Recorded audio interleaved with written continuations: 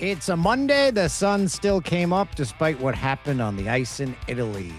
Keegs, Kyle, Dan, and the smoke has cleared, and Canada still has a silver in men's Olympic hockey. We watched it this side of the border. Keegs, you got to witness it on the south side of the border with professional athletes at Jay's camp. How did it go down? Different vibe down here, guys, and it was an interesting mix of people in all of this because you had Canadian media who really cared about Team Canada. You had a bunch of American baseball players, some of whom did not give a damn, a lot of whom, like George Springer and Ernie Clement, really, really cared. And the cool wrinkle in all of this, guys, was Japanese media who's in town for Kazuma Okamoto suddenly being stuck with a bunch of loud, angry Canadian media around them.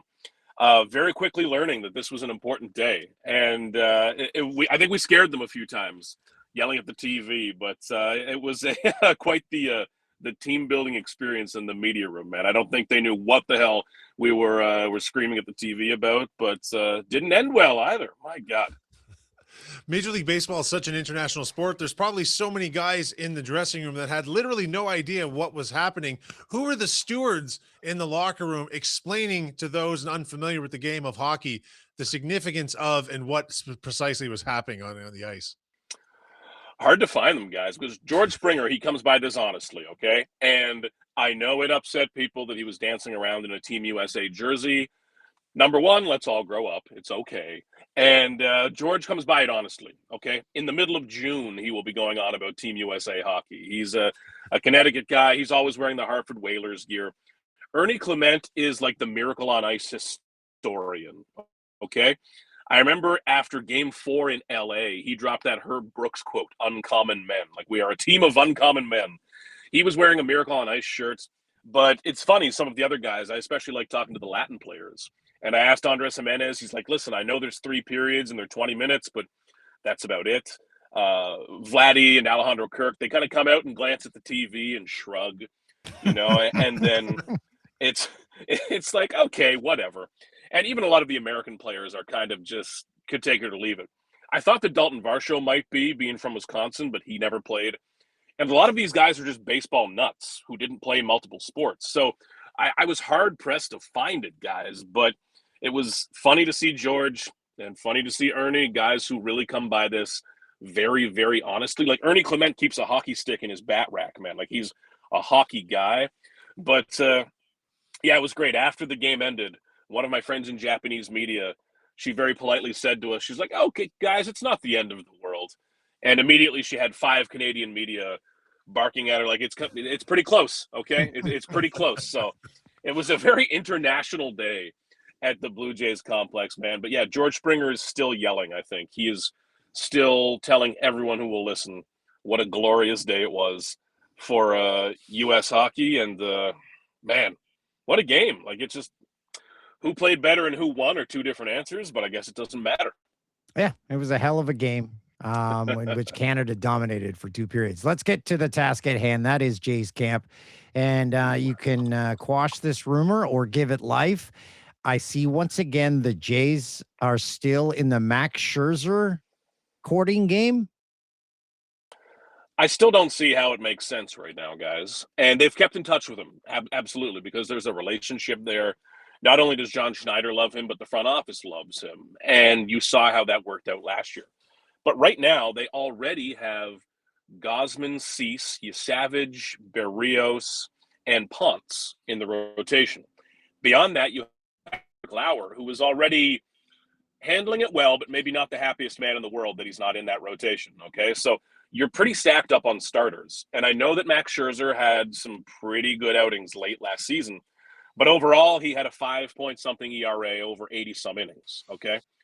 Maybe if another injury happens or a trade happens or something opens up, you go to Max Scherzer and that starts to make more sense. Right now, though, I don't see how that makes the Blue Jays a better team today. We'll see what happens over the next few weeks. That could change. But I just think it adds to what's already a crowded situation, which is tough to say because this is Max freaking Scherzer. Like, he's still a Hall of Famer, but I don't see how that lines up really cleanly today. I don't think it'll go away, though. He could pull the Roger Clemens and kind of sign and May or June, and by then that could be Toronto. Keegan, the spring training's often dotted with these stories just like that. As Scherzer coming or going, who's developed a new pitch, who might find their way as a utility infielder. But flipping the coin on that, from your perspective, how do some of the bigger bats on this team look early on in the spring training? I've learned that it's a tough game to play. I think back to last year when George Springer hit 108 in spring training. And the number, that sounds bad. It also looked bad, okay? It did not look good in any way. And then he had a career year, the most important season on this team. So what I look for at this point are maybe some of the fancier stats. Like with pitchers, I look for how hard they're throwing. Is stuff moving more? With hitters, I'm going to look for who is making hard contact, who is doing things that can raise the ceiling of this team, guys. And my mind obviously goes to Vladdy. We saw him in the postseason last year. 18 games, 8 home runs, almost a 13. Yes. How can he keep that going? Because we've talked a lot about what if George Springer regresses? What if the role players regress? Vladdy can take care of all of that. Okay, like single-handedly with no help from anyone else, he can take care of any mess that comes up in this lineup. Because last year in the regular season, he was just good. I wouldn't even say he was very good. He was good. He can be so much better than he was a year ago, and I think he will be. And he is a different man this year because we're not asking him about a contract anymore. He's going to make $500 million over the next 14 years. Life is good. He's relaxed. If he can put up a 950 OPS, one of those MVP type seasons, everything gets easier, everything gets better. And I'm fascinated to watch him, especially with the WBC. I think that'll get him kind of jacked up early, and that's a good thing. How is Eric Lauer? I ask because he lost his arbitration with the Jays, and when a player loses, it's got to be tough because they told the arbitrator, you aren't as good as you think you are. So he missed out on just close to $1.5 million. Is that is he pretending it doesn't affect him, or is he actually okay with what the arbitrator decided? It's hard to be okay with that. I'm willing to bet. I have never lost over $1 million in arbitration. I can imagine it doesn't feel good that night or that year. And Lauer is a great example of this, guys. I think back also to remember Ross Stripling a few years back when he had a good year in Toronto. He signed another 2-year deal out of that, but that was kind of his last kick at the can to make money in free agency. Lauer is a free agent after this year, and I understand why he wants to start. Number one, because he's good enough to do it, and I believe that. Two, because this might be his only shot at free agency, okay? It doesn't come around a ton for these guys. And when you get one shot, we're not talking about the difference between 300 and 400 million. We're talking about the difference between getting a 1-year deal or a 2-year deal. That can change his life. That can change a family's life because you're talking about millions of dollars, okay? When we talk about the difference of $10 million and a $400 million contract, I don't care too much. But for a player who has gone over to pitch overseas, now comes back to the majors, that difference between getting an $8 million guaranteed contract next year or getting a $15 million, that's lives changed. That is really serious stuff. So I fully understand and appreciate where he's coming from. I absolutely do. And this is something where it's easy for me to say this will all work out. I think Lauer will have a valuable year, and I think he's handled it well. But at the same time, guys, he is bringing this up multiple times now that he's disappointed with how last year ended, and he clearly wants to be starting for this team. So right now, I don't believe it's something where the Jays would look for a trade. But if Shane Bieber comes back and Lauer's now the number 7 or number 8, that's something that I think would make sense to entertain because Lauer is good enough to start on a lot of teams in Major League Baseball right now. He'd be in some rotations. And if there's value there, there's value there. We'll see how it goes. But it's not dramatic, but it's the closest thing they have to an interesting storyline to follow. You referenced the Japanese media a little bit earlier on in this conversation. What are your early impressions of Kazuma Okamoto? Man, number one, I love having our friends in Japanese media around. Man, there's life in camp. It's fun. There's excitement. Okamoto, man, I'm in. Like I am in on this guy. And his defense, I think, will be good enough. I don't think we're going to talk about his defense much, good or bad, and that's fine. His offense will take some time. Every pitcher he faces is going to be for the first time, pretty much. So I will have a lot of time for Kazuma Okamoto. If his OPS is 600 a couple of months in, I'm not going to care too much. But I think that will really improve in July, August.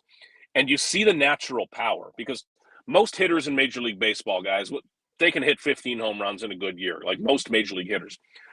Okamoto has that power to get up to the 25, to the 30. That is what they need. They need him to replace Bo Bichette's offense. I think covering him will be one of the most fun parts of my job for 4 years. I really do. What he brings as a star player from Japan and what he brings talent-wise, pretty fascinating. Him and Vladdy, I think, are going to be best buddies. I think they're going to be hanging around all the time. But the early impressions, it makes sense. I look at him and I see, okay, that's why the Blue Jays gave him $60 million. That's a good start. Are the Japanese media teaching you new things about your craft? Because everything I hear about Japan is it's just everything is efficient. There's no wasted movements. So I assume they bring that to their coverage of a player too, where you're like, okay, I didn't know that little trick. Yep, they're teaching me I need to work a bit harder, guys. I'm getting run around down here. Like I show up and I think I'm early.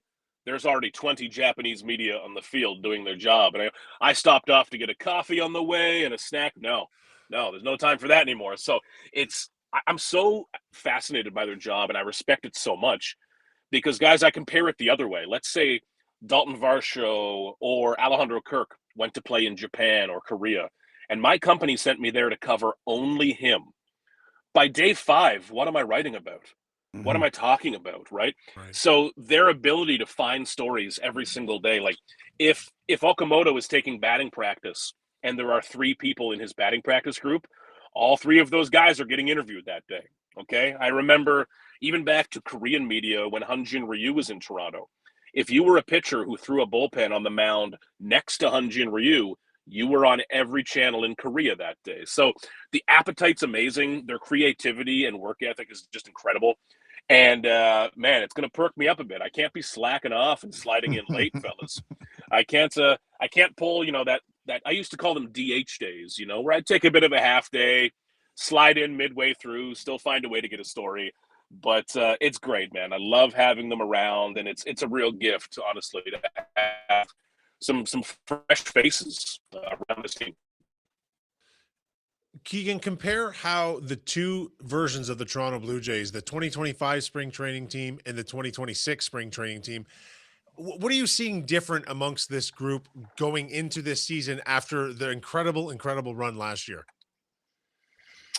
Man, I see confidence this year, and that's an earned thing. Last year, it was a lot of talk, but when I'd hear players saying, let's use George Springer as an example. I remember when I interviewed him and he said, Keegan, I actually feel great. And my response in my head was, okay. Now they've proven it. And now they have every reason to be confident that they are a World Series contender. And that brings a different energy. There's not this need to prove anything. They've done that already. And I think with that confidence comes a belief in coaching. There's a belief in everything they're hearing. I really look at the hitting when I see that, guys, because if you're David Popkins and the hitting coaches and you tell a young player to do something, they're doing it, okay? They've seen the magic you worked with George Springer and what you did with this lineup a year ago. There's such confidence in all of the messages right now. And that's a powerful thing, man. Like this team should be competing for a World Series. Anything less than a World Series is a disappointment. I know that's a high bar, and that means that, 29 other teams end up disappointed. But that's who the Jays are now. They're in that Dodgers tier where you've got to go win the World Series. Is George Springer still obsessed with Crocs? I think I've seen some of those around, guys. I need to get into those. Because I saw a piece on him. He wears them everywhere. This was a few years ago. Yeah, it's like rehab footwear, Maybe I need to get into the Croc game. I'll get some business casual Crocs. It's like those shoes that all the TV guys wear that are like leather brown dress shoes on top, but then they have the white soles. Yeah. Every adult man working in television wears those shoes. I've held off for now, but this might be the year, fellas. Don't do it. Don't. No. They're so bad. They're so bad. We might do one of these shows full length one day, and then we'd have to ask you to leave, and that just wouldn't be a lot of fun. I love it. I love it. Question about John Schneider. How is he different this spring training? Because now as the manager, he's got a very different brand of pressure on his shoulders going into this season. Yeah, he doesn't have to prove himself anymore, I don't think. And listen, everyone's always going to hate the manager 20 times a year. I get it. But I think that I should be covering John Schneider for a lot of years in this city. I think he deserves to have, whatever a long-term extension is for managers. They don't get 10 years, okay, but a few years. I think he belongs as the face of this organization. And he's a good example, guys, of what I was just talking about with like the messaging to players. Because veterans come in, young guys come in, they've had different coaches their whole lives. They've got, a lot of them have a dad who coached them and thinks they're a baseball expert or whatever. John Schneider now has that assumed level of power and of confidence in the clubhouse. And I think he is the good match for this team, guys. And that's how I view this now. There are good managers and bad managers, but what's more important is how you fit a team. Like John Gibbons fit the 2015 and 16 Blue Jays well because they were a clubhouse full of massive personalities and veterans. And John Gibbons often knew when to get out of the way. John Schneider is a very good match for this team specifically. And I think the players agree with that. I think the coaching staff works. I still think he should have been manager of the year last year. Of the many problems I have with award voting, manager of the year is probably number one. I think he should have won that. But interested to see when this extension for him gets done because I fully think it should be, and I expect it to. Keegs, here's your Monday motivation as you get one day deeper into spring training, one day deeper into your hotel room. That becomes a part of your life, into the nonstop music during batting practice, during fielding drills.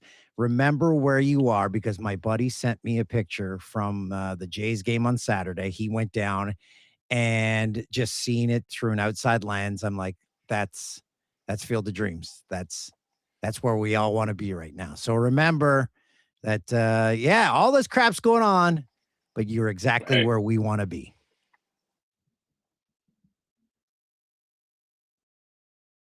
And we lost him. I think you offended him, Dan. Yeah. That could not have worked out any more hilariously. As I said, as he struggles to find Wi-Fi, and there you go. I hope he heard our motivation because, it becomes a grind. It becomes a literal grind. The same thing every day. But when I got that picture yesterday, I'm just like, wow, just stunning. Because the iPhones take pretty damn good pictures now. I find myself watching more spring training this year than previous, and not even just the Blue Jays. Like I watched some of that massive offensive outburst by the Yankees on the weekend, and I don't know how much of this is the effect of what the Blue Jays did last year, but baseball, it's always been one of my primary sports, but it's taken on a new height this year. I'm really looking forward to the World Baseball Classic. I'm all in on international sports for obvious reasons right now. And I hadn't paid close attention to the World Baseball Classic until the last one where we saw Shohei Ohtani end the tournament by striking out Mike Trout, which was a special moment. I can do the World Baseball Classic. I can't do preseason any sport. I have never watched. I refuse to watch. I just can't do it. But World Baseball Classic, I can do. I'm all in as well then. Okay. See you back here Wednesday. Ciao.